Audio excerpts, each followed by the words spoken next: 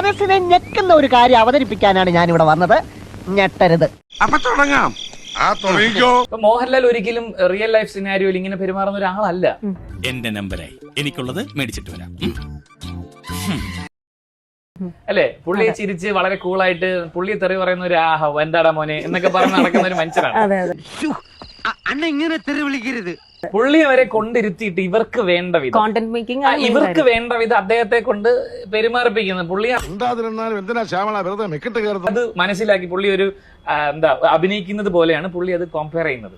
So big boss is a show. അത് നിങ്ങളുടെ real life ഒരേ ഒരു പ്രശ്നമേ ഉള്ളൂ. ഈശ്വര, വല്ലയിടത്തൂടെയും പോയ തീവണ്ടിക്ക് ഓടിച്ചൊന്നും തലവെച്ച പോലെ ആയാലും ബിഗ് ബോസിൽ നിങ്ങളുടെ സ്വന്തം പേരിലാണ് നിങ്ങൾ അറിയപ്പെടുന്നത്. അതെ. അപ്പൊ എന്താ പ്രശ്നം എന്ന് പറഞ്ഞാൽ ആൾക്കാര് ഇതാണ് അവരുടെ റിയൽ ലൈഫിൽ ഇതാണെന്ന് ചിന്തിച്ചിട്ട് അവനെ ജഡ്ജ് ചെയ്യുക, അവനെ ഒറ്റപ്പെടുത്തുക, ഇതൊക്കെ ഉണ്ടാവും എന്നൊക്കെ പറയണ്. അതൊക്കെ കുറെ കേട്ടിട്ടുണ്ട്.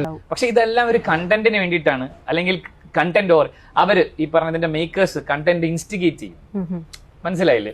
എന്തെങ്കിലുമൊക്കെ ഇട്ട് കൊടുക്കുക. അവര് തമ്മിൽ തല്ലാനോ അഴിവെക്കാനുള്ള സാഹചര്യം അവര് തന്നെ ഉണ്ടാക്കും. ഇനി നാം ഇവിടെ നിന്നാൽ ശരിയാവില്ല മക്കളെ. ഈ വീട്ടിൽ ഇങ്ങനെ ഒരു നാറ്റൊക്കെ നടന്നിരിക്കുമ്പോ ചിറ്റപ്പം പോയാലെങ്ങനെ? അതുകൊണ്ട് തന്നെയാണ് നാം പോകുന്നത്. എല്ലാവർക്കും സന്തോഷമായല്ലോ. എനിക്ക് സന്തോഷമായി. എല്ലാവർക്കും പിരിഞ്ഞു പോവാം. ഞാൻ